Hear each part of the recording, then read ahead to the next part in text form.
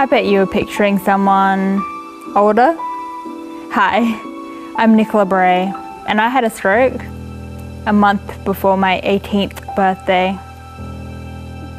While what happened to me might seem unusual, it's more common than what you might think. In Australia, 1 in 4 strokes are experienced by young people. Every story is different. Mine happened out of the blue. I was an everyday, healthy kid growing up in Adelaide. I'd just graduated high school, waiting to hear if I got into uni. And it was summer. One Saturday night, I went to bed a little late. Another location, tell me exactly what's happening. My daughter, I was just waking up and she was calling out and it seems like she's not breathing. Okay. Are you with the patient now? Yes. Okay. Is she awake?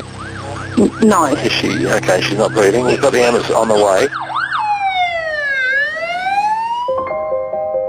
I woke up in hospital 14 days later. I'd been in a coma. I couldn't sit up in bed, let alone walk. I'd had a hemorrhagic stroke, also known as arteriovenous malformation, or AVM. They had to operate twice. And then here's where you've had your hemorrhage, and you've got a little darker area inside the hemorrhage. Looking at This is neurologist Dr. Joshua Mahadevan. He's not my doctor, but we read my scans when I went to visit SA's top stroke unit at the Royal Adelaide Hospital. I wanted to learn more about strokes in young people. Whenever I'm looking after patients that are coming in with stroke, there's at least 1 or 2 who are under the age of 50.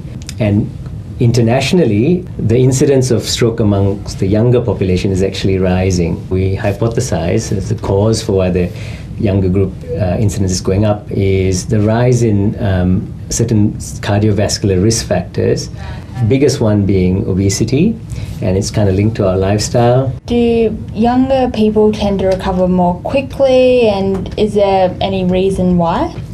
Younger people tend to have better recovery from stroke. Younger brain can relearn aspects of things that they may have lost in the stroke. Younger people also are fitter.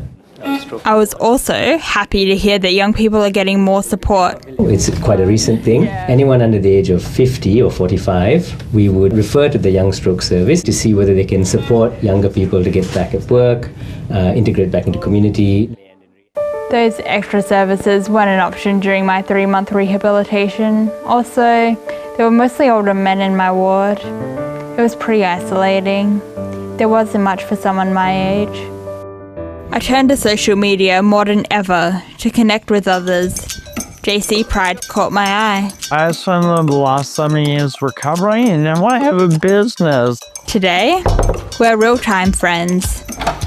Hey! Hi! How are you? Good. Come in. Good, thank you.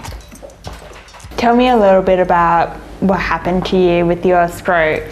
So my stroke was caused by an AVM, which you know a bit about, which is just a thing from new veins that just pop. Always fun. Yeah, and I took pop and made it popular. What made you decide to start a business? I want an income. I want to just live in a house by myself. It's something that standard people can have. Is very achievable. Equality isn't for people with disabilities. And why jewelry specifically? It's something so small that can just make you feel beautiful again. And I wanted to give that to everyone. Tell me about the name of your business, Stroke of Luck. Stroke of Luck. Oh, I love that name. I'm one for the play on words. If someone said that, I'm like, you literally just named my life. I was also looking for a community, and that's when I found Genius. It's for people with brain injuries. We meet online at least once a week. Because we're a safe space for sharing stories, I want to talk about some challenges anyone's having in the community right now. That's Caleb Rickson. He set Genius up in 2015. There's no age limit, but there's plenty of us young ones. You've seen our car, so we have a Ford Ranger, so it's a big car. I have to use my left arm, which is my affected arm, so my partner's actually been having to lift me in and out of the car, and mentally, that's just been... for me, I'm like, I can't do anything. I have had to, at certain points, in the most dignified way I can, do it like rugby tackle through the front door to get on the seat. I think something that would cheer everyone up would be like seeing videos of everyone getting into their car when it's a challenge. As you can see, we talk about everything. It's a safe space to ask anything. But I want everyone to grab your glasses, cups, anything. Thank you, everybody, for coming to Coffee Club, and we will see you next week. Raising a glass to a community of people who are resilient, funny, and strong. And reminding everyone there is life beyond a stroke.